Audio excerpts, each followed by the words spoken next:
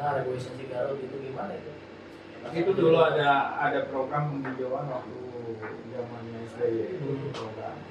Nah, ternyata di situ ada yang namanya oknum di lapangan kan menjalankan kita baik pejabat atau pejabat itu. Cuman saya masuk itu kan bukan untuk memperumit masalah, kan. Saya membantu mewakili masyarakat.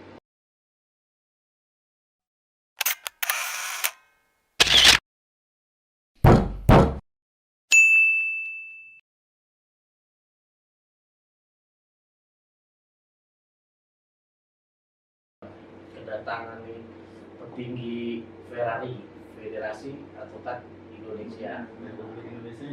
Republik Indonesia ya. Ya kalau nggak pakai itu Nama ngetrennya ini Bang Habib, Bang Habib Bonar ya. Nah disebutnya Nah, Bang Habib nih, sebelum sukses seperti ini, saya ingin nanya nih, awal mula Bang Habib ini dulu sekolahnya di mana sih posisinya? Jadi kalau tanya masalah riwayat itu kayaknya panjang ya. Iya kan cukup. Kalau kita berbicara profesi ini tidak terlepas dari pendidikan. Nah, makanya saya pengen tahu dulu pendidikannya apa sih Bang Habib ini. Dulu zaman SMA gitu, Zaman asik-asik di mana itu posisinya? Ya dulu jadi ceritanya tetap umum lah standar. Sebelum aku jadi ngambil tingkat-tingkat akademisi berikutnya kan sama ya, tingkatnya SD, SMP, SMA baru. Tapi nggak langsung waktu itu ke ke fakultas hukum seperti ekonomi. Dari ekonomi itu bergulir ya dengan kegiatan-kegiatan yang ada. Ya prinsipnya singkat cerita dalam pergumulan seorang pasti ada. Nah, di situ saya ngambil sikap karena ada beberapa dalam pekerjaan dulu yang memang dibenturkan, yang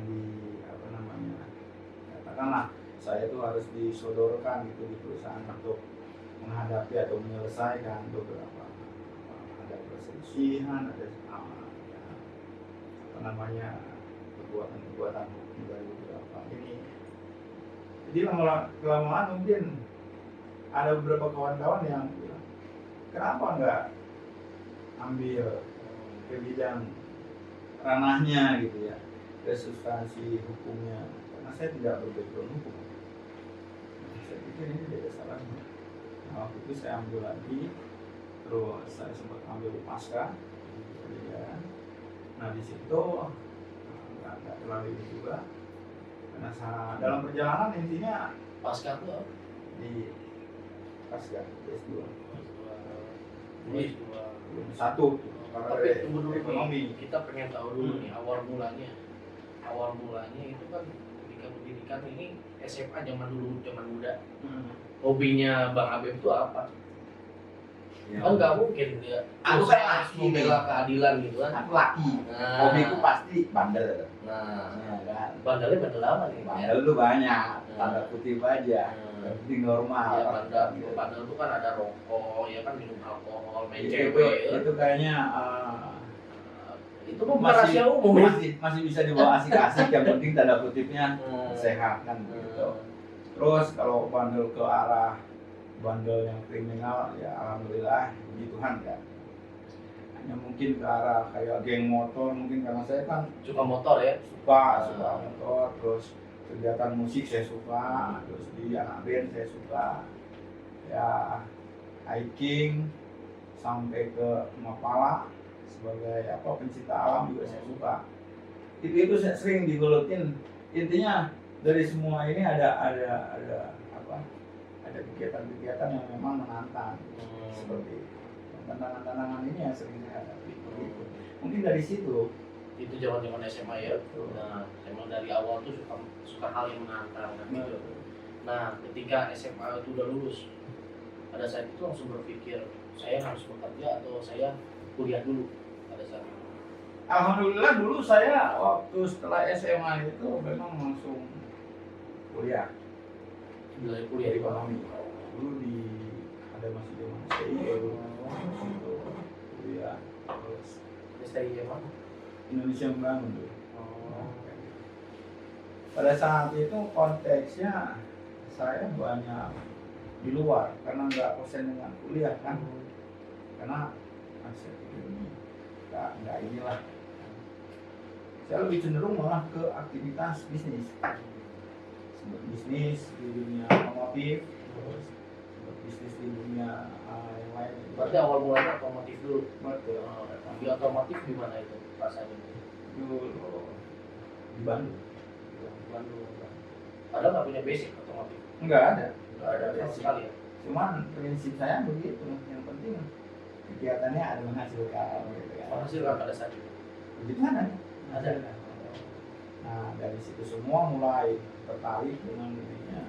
Sementara di satu sisi kan saya juga dipertanyakan orang tua kan, ini kapan selesai kuliahnya kan? Kedua saya kejar, saya bereskan masuk ke sekolah.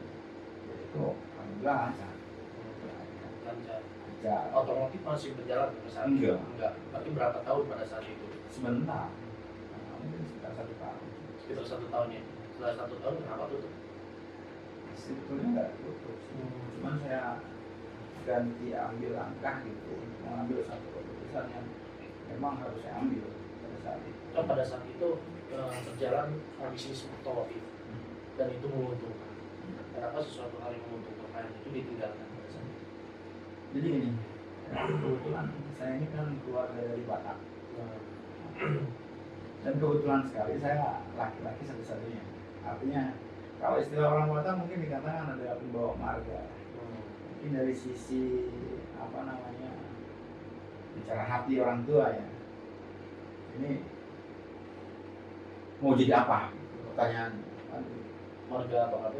Panjina. Pendidikan yang Mau jadi apa? Kan? Nah dari pertanyaan mau jadi apa ini itu sering memblunder. Setelah saya coba sambil perjalanan kan dan kegiatan, saya memang harus ambil gitu satu sikap gitu. Kalau misalnya hanya saya untuk mengejar satu katakan harta atau duniawi, logika saya waktu itu buat apa saya sekolah? Kok juga dengan nggak sekolah juga orang bisa kok cari uang. Kan begitu. Simpel saya logika saya. Nah, melalui logika simpel itu aja yang saya coba selalu untuk ambil sikap gitu. Intinya gini, saya memang kebetulan nggak punya prinsip untuk diam di lingkaran nyaman pada saat kita dihadapkan satu permasalahan.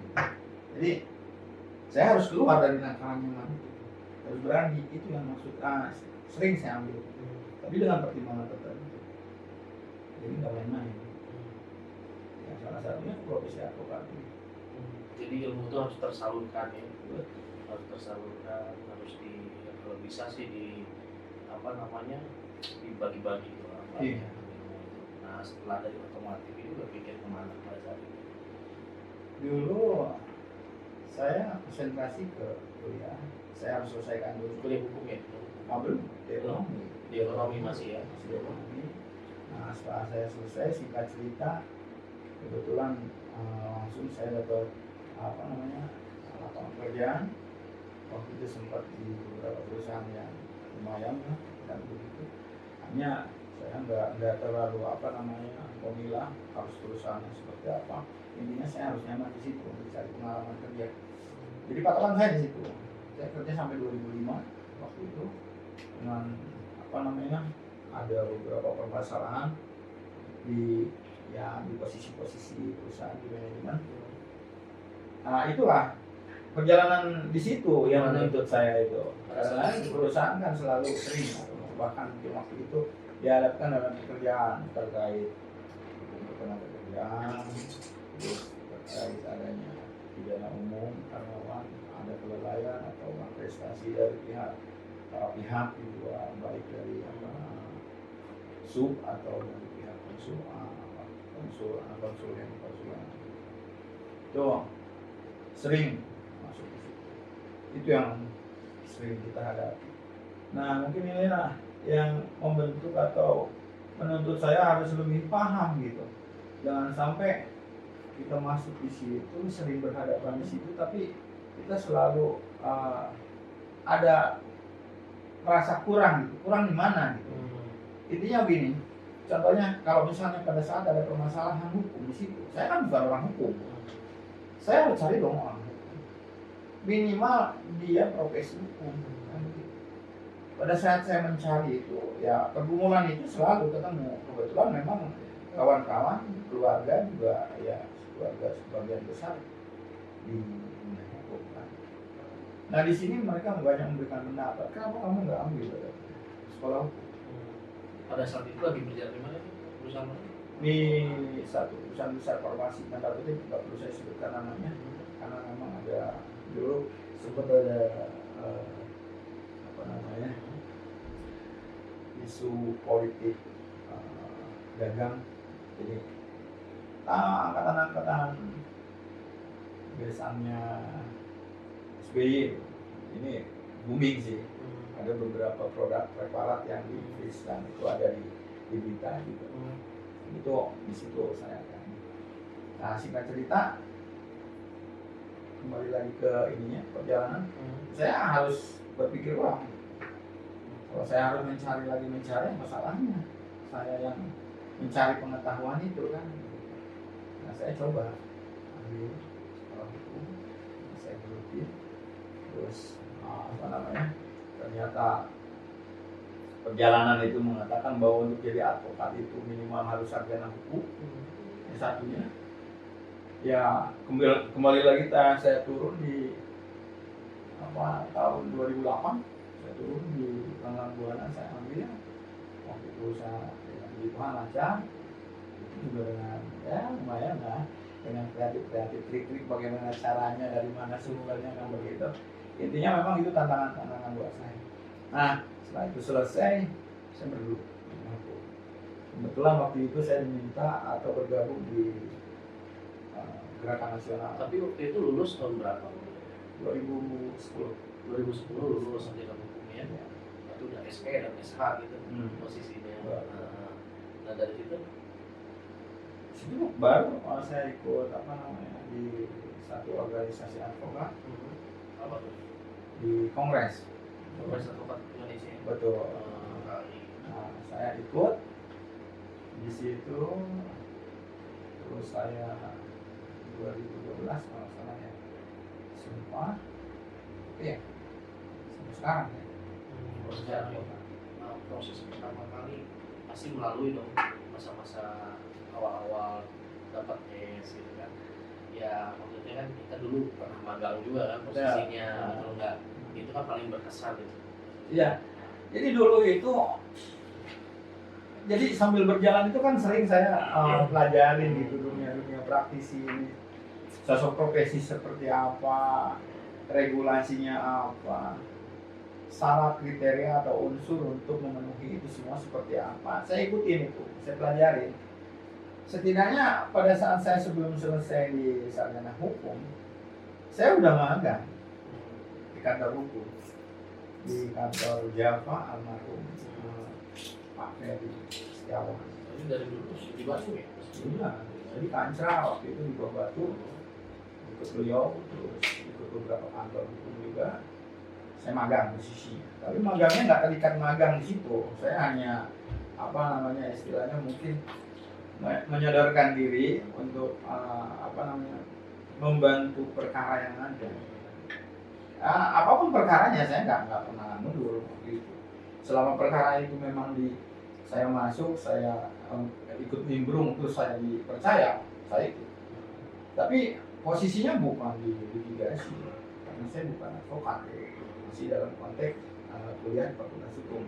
Saya udah ikut aktif, baik di beberapa perkara, baik secara perdata pidana saya aktif. Jadi banyak yang saya ambil di situ untuk ya katakanlah saya pengen mengetahui gitu sampai sejauh mana sih permasalahan, karena saya pikir juga kalau saya sudah selesai saya akan hadapi permasalahan tersebut, setidaknya ada gambaran. Jadi pada saat saya setelah selesai, saya ikut, saya jadi advokat, saya udah langsung ya case-case itu ada. Case apa itu? Lawan saya pertama yang pernah saya perusahaan saya sendiri, perusahaan farmasi Dulu itu posisinya sebetulnya posisi saya belum advokat secara legal ya waktu itu karena belum pakai itu.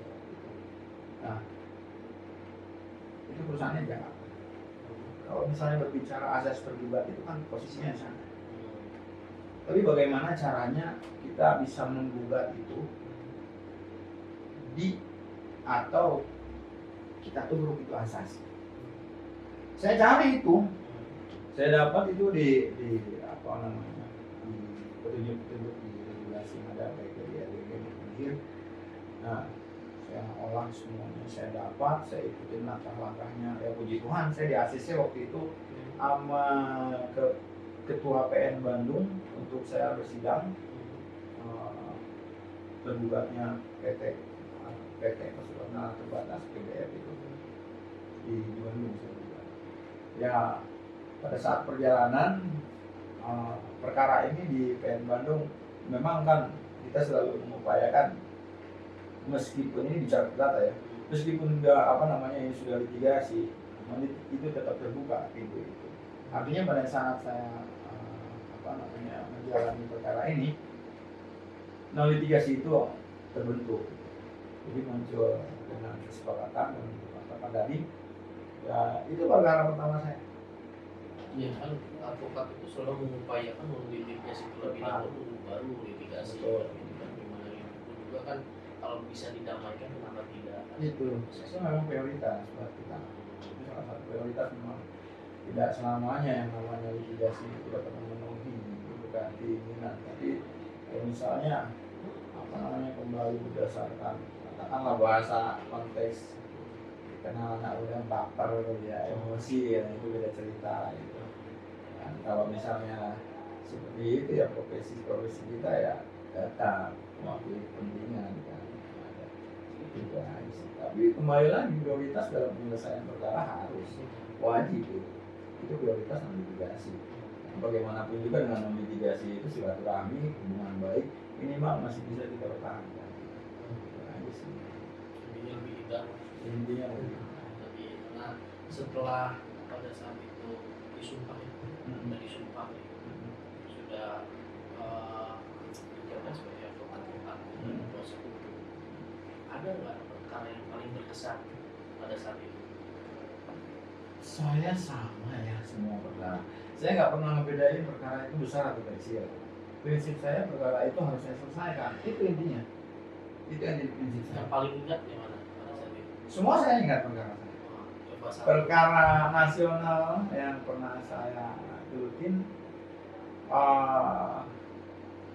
adanya sengketa lahan di perbatasan Jawa Barat Jawa Timur. Itu PLTU Tegal. Pelabihannya nggak usah saya sebutkan lah ya, bisa itu dibuka di Google lah. Itu saya di situ. Terus kasus pidana yang terjadi di TPA Cianjur, tempat pembuangan akhir, kebetulan saya di situ. Itu juga nasional itu. Terus yang ketiga reboisasi Garut. Itu juga nasional. Karena saya langsung terlibat di sini di Dirjen Kehutanan. Saya ketemu dengan beliau, saya minta kebijakan waktu itu. Alhamdulillah waktu itu kebijakannya nyampe ke masyarakat. Jadi saya nggak pernah ngebedain gitu perkara yang satu aja yang supaya orang lain itu tahu bahwa secara spesifikasi ini dalam penanganan perkara yang tadi Bang Habib sampaikan itu. Jadi intinya gini, saya berprinsip itu perkara itu tidak ada besar ada kecil, itu sama. Ya, itu kita tidak bahas terkait. Nah, mungkin kawan-kawan kita, adik-adik kita yang melihat ini konteksnya di sana. Secara materi ya. Jadi sebelum maju dia sudah langsung berasumsi dengan mindsetnya dia. Waduh lawan saya ini, perkara ini gede, perkara ini masalahnya berat.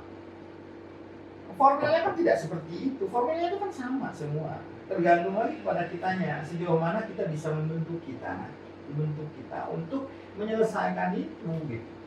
Jadi kalau misalnya kita sudah dibenturkan dengan sugesti seperti itu kembali ke mental kita. Itu yang salah persepsi bahwa Nah, materi itu segalanya. Itu dia. Justru kuasa hukum itu dia itu bisa puas dalam membela seseorang, posisi keadilan seseorang itu merupakan kebanggaan tersendiri. Itu prestasi. Gitu. Itu prestasi yang betul-betul bisa kita rasakan pada saat kita menyelesaikan masalah tersebut. Jadi ada perkara yang kalau misalnya katakanlah kalau misalnya kriteria besar kecil perkara dengan nominal atau apa gitu kan, itu kan jadi lucu.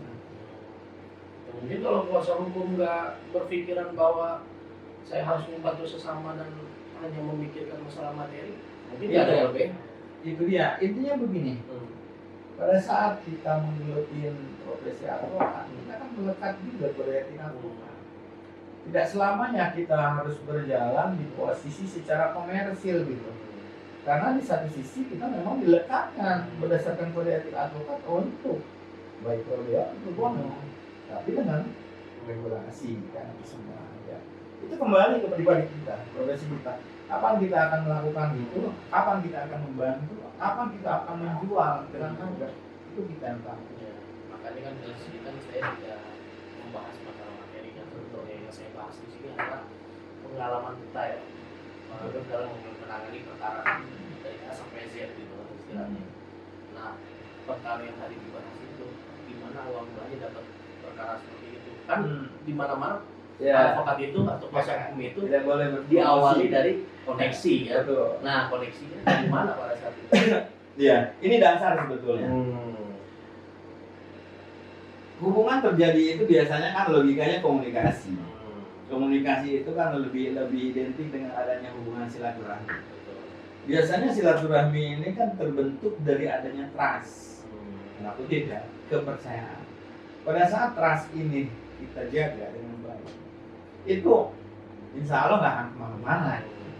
Kalau masalah rezeki kan kita tahu sama-sama yang ngatur itu Tuhan, bukan kita yang ngatur. Mau jungkir balik sampai sejauh apapun kita sampai nungging pun kalau kata di atas enggak. Advokat itu ribuan loh, banyak. Betul sekali. Cuman dasarnya di situ, trust itu. Bagaimana kita bisa membentuk satu kepercayaan itu menjadikan satu hubungan silaturahmi. Nah, dari hubungan silaturahmi yang baik ini kita ada aja. Bang, ada perkara begini, Bang, ada perkara begini, Bang, ada perkara begini.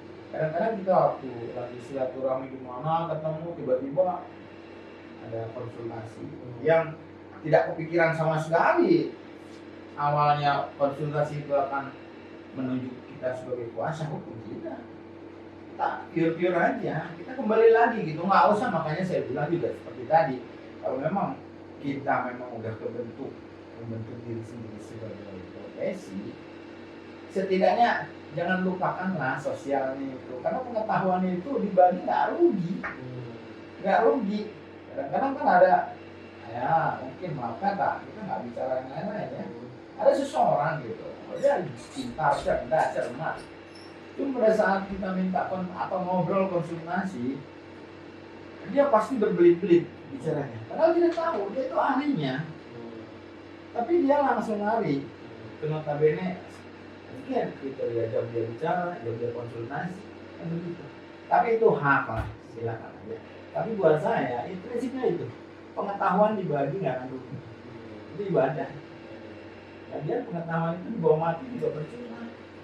Ngomong-ngomong soal pengetahuan, aku juga pengen tahu nih awal mula menangani perkara apa tadi yang disebutkan tuh? Perkara yang di perkara Garut. Oh, yang regulasi. Nah, regulasi Garut itu gimana itu? Itu dulu ada program penghijauan waktu zamannya SBY itu program. Nah, ternyata di situ ada yang namanya oknum di lapangan kan menjaga kita, baik pejabat atau pejabat itu. Cuman saya masuk itu kan bukan untuk memperumit masalah, kan. Saya membantu mewakili masyarakat.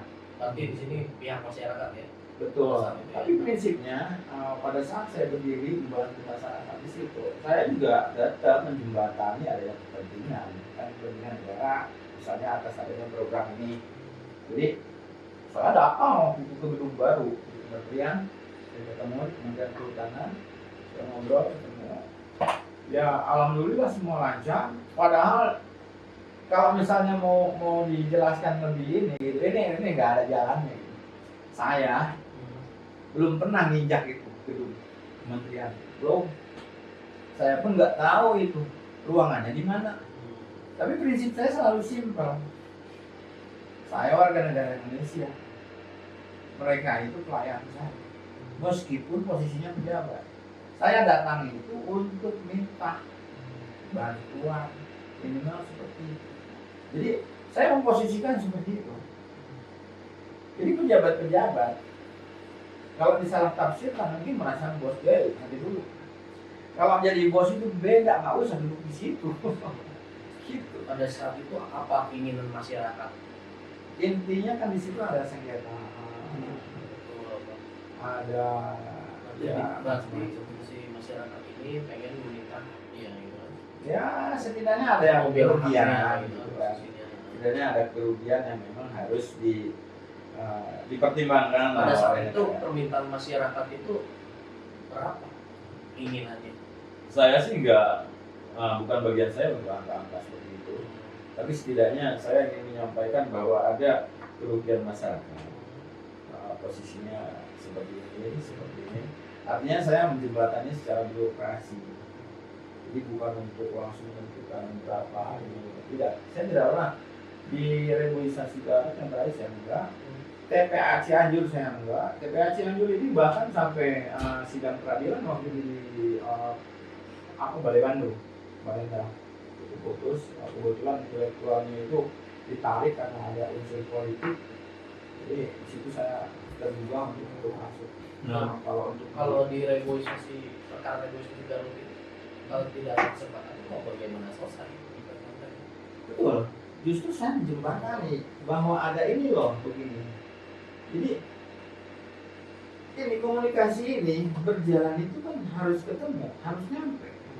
Nah, yang saya tangkap posisinya dalam permasalahan ini banyak informasi yang tidak sampai. Sebetulnya di atas itu tidak ribet, tidak sama sekali. Jelas mereka itu kebijakannya jelas, dan mereka pun tidak merugikan masyarakat. Di atas tidak ada seperti itu. Jadi pada saat saya masuk menyampaikan ini ke atas, ini jelas semuanya kebijakan. Bahkan saya langsung inisiatif mengambil itu semua dalam bentuk seperti misalnya bantuan pohon 10.000 waktu itu ada turun ke bawah itu. Jadi tidak ada yang namanya satu pohon sekian angkanya, satu pohon sekian, tidak ada. Kebijakan itu ada, kalau itu positif semua. Cuma di tengahnya ini nih terjadi miss. Artinya ya oknum tadi saya bilang. Missnya kenapa?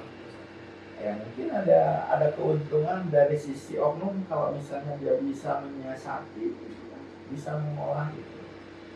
Menyiasati seperti apa? Katakan misalnya dari satu pohon yang notabene misalnya gratis dari negara, satu atau 10.000 pohon, katakan 10.000 turun ke masyarakat. Tiba-tiba di tengah misalnya kita letakkan anggaran, katakan 10 perak kok, nggak usah aneh-aneh. Jadi tinggal kalikan aja, kan begitu, seperti itu. Nah itu fakta. Akhirnya terrealisasi. Alhamdulillah waktu itu terrealisasi. Lahan-lahan yang ada kerugian disampaikan itu juga itu tertutupi dengan adanya ya semacam penjelasan bahwa bapak ibu ini lahan bapak ini akan ditanami ini nanti sekian puluh tahun ini katakanlah jadi kebun pohon jati, bapak bisa memanfaatkan panen tapi dengan catatan seperti ini aturan main itu mereka nggak dirugikan. Berarti diterima? Diterima. Pada saat itu tahun berapa itu posisinya? Itu 2008 2009 belum advokat. Jadi sekarang udah 2021 udah jadi kebun kan ya? Nah umur pohon mungkin lebih ini ya karena pohon jati ini kan konteksnya luar biasa. Sudah nengok lagi? Belum lewatin belum pernah. Ya terus ada ini lagi apa ya yang menarik lagi perkara hampir rata-rata sih semua perkara menarik. Menarik ya. Nah, tergantung kita ngomong konsepnya, desainnya seperti apa. Tapi awalnya ini Bang Habib ini ya di Kongres Advokat Indonesia sebagai pengurus nggak pada saat itu? Enggak, saya anggota. Anggota ya. Nah, anggota berarti udah dari 2010 sampai 2000 berapa nih Kak? Di kongres saya sampai 2017. 2000 pengurus pada saat itu. Berarti emang dari awal itu sampai tahun 2017 di KAI posisinya. Betul. Nah, dari 2018 Belum saya perpanjang karena saya memang dari federasi. udah Nggak mungkin dari saya federasi. Oh, Pada saat itu udah langsung jadi ini. iya betul, dari DPD. Udah DPD ya, udah 2017. Kenapa menarik? Kenapa apa namanya pengen jadi ya, ketua DPD? Pusing nggak jadi ketua DPD? Kalau misalnya dibilang pusing, bukan pusing lagi ya, lebih dari pusing. Jadi jangan salah tafsir. Kalau misalnya dengan posisi seperti ini kita akan jadi seperti ini, tidak sama sekali. Hanya ada beberapa program yang memang mau coba saya implementasikan gitu. Artinya melalui berdasarkan pengalaman saya sebelumnya dari detik saya berupaya prosesnya jadi advokat, ada beberapa konsep yang notabene menurut saya itu keliru sistem itu. Nah, kalau saya harus melakukan konsep saya itu, saya nggak mungkin di luar konteks non pengurus. Jadi saya harus bisa memposisikan sebagai pengurus. Dan puji Tuhan waktu itu memang diserahin amanah ini untuk pegang DPD Jawa Barat. Nah, berjalannya di sini saya masuk, saya coba konsep itu, memang berjalan konsep ini. Iya, tapi kan berbeda ketika jadi anggota dan tiba-tiba sekarang jadi mengurusi organisasi gitu. Ya itu tadi maksud saya memposisikan. Pertama kali jadi pengurus bingung nggak? Kalau bingung, Iya, apa sih kewenangan saya gitu? Jadi gini, job desk saya apa gitu? kalau kita kembali lagi ke satu perihal baru, ya, tanpa adanya satu keberanian untuk masuk di perihal baru itu percuma. Jadi prosesnya nggak usah di ini deh, ikutin aja alur pelajarin, baru kita dapat. Berani ya? Betul. Karena konteksnya di situ. Soal salah atau soal berhasil atau enggak nomor 2. Itu kan prestasi, itu kan bukan kita yang menentukan. Intinya kita sudah upaya maksimal. Niat kita baik, positif, kita punya program konsep yang memang ini tidak melanggar, kan begitu. Pada saat kita implementasikan, itu akan berdampak. Dampak itu kan duanya, bisa ke kiri kanan, bisa negatif, bisa positif. Sampai detik ini, secara hasil yang saya lakukan, yang saya dapat itu positif. Tapi memang dari sisi provisi atau biaya itu negatif. Tapi itu resiko. Kita nggak bisa ini harus mengaturnya seperti itu. Intinya dari apa yang kita lakukan pasti ada poinnya, pasti ada buahnya. Nah, terlepas nanti kita nikmatin buahnya kapan, ya bukan urusan kita. Vertikal aja. Tujuan jadi advokat apa? Tujuan dari advokat apa ya? Kan Kalau menjadi sesuatu itu ada keinginan, ada tujuannya. kalau misalnya kita berbahasa secara birokrasi terlalu indah, itu kan aku terlalu nggak suka, bullshit lah. Aku sih ngalur aja, ngikutin aja. Intinya pada saat saya harus berani keluar dari lingkaran nyaman untuk mengambil sikap, saya harus lakukan. Dan itu seharusnya tanggung jawab, itu aja intinya di situ. Saya dulu sebelum jadi advokat saya kerja, gaji saya sebulan aja, per bulan saya ada, semua ada. Ngapain saya sibuk-sibuk? Tapi kan saya harus berani ngambil sikap. Ini ada pertimbangan tersendiri. Ini begini, ini begini. Terus dengan begini kan, seperti itu.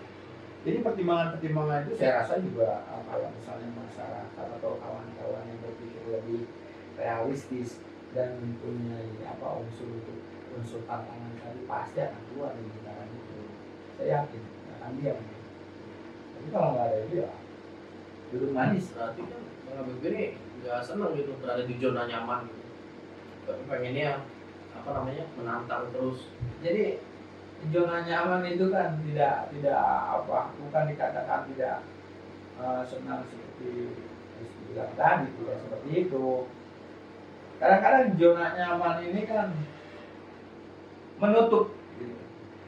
Saking nyamannya kita udah nggak tahu lagi di keliling kita ada apa. Ya, sekarang realitanya aja zona nyaman itu kan ketika kita digaji per bulan jadi pegawai itu kan bisa nyaman posisi. Iya, makanya tadi saya bilang juga aku nggak mau berbahas birokrasi, katakan begini. Manusia itu usia produktifnya itu jelas, kan begitu, jelas. Umur sekian pensiun selesai dia mau ngapain? Kita bicara PNS, misalnya aku bukan menjelaskan PNS bukan. Ini hanya perimbangan. Berdasarkan swasta, selama dia karyawan tetap entah besok sore, entah seminggu sorenya, entah sebulan sorenya, entah setahun sorenya bisa aja selesai. Nah pada saat selesai dia mau apa? Prinsipnya seperti itu. Aku nggak mau seperti itu. Aku harus bisa. Itu yang menyebabkan. Jadi apakah kita ilmunya lebih bermanfaat? Ilmu itu kan sangat bermanfaat. Cuma pada saat kita mengambil sikap ini berani atau tidak itu saja. Konteksnya sekarang nih dengan adanya COVID kan banyak tuh PHK. Mereka tahu nggak bahwa besok hari bakal ada musibah seperti COVID? Mereka sudah siap nggak dengan dihadapkan seperti itu? Saya rasa tidak ada yang tahu seperti itu. Nah kita nggak mau menjadi bagian itu. Artinya selama saya masih sehat, produktif, usia saya jangan sampai menghentikan aktivitas saya. Itu aja. Usia 17 tahunnya sekarang ya? Oh, saya 18 tahun. Sisanya kawin. Sisanya. Sisanya Oke, bagus ya.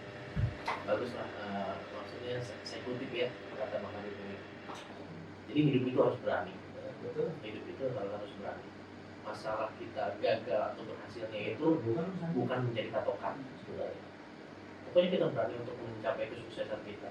Kita juga berani untuk melangkah supaya mencapai garis finish kan itu ya.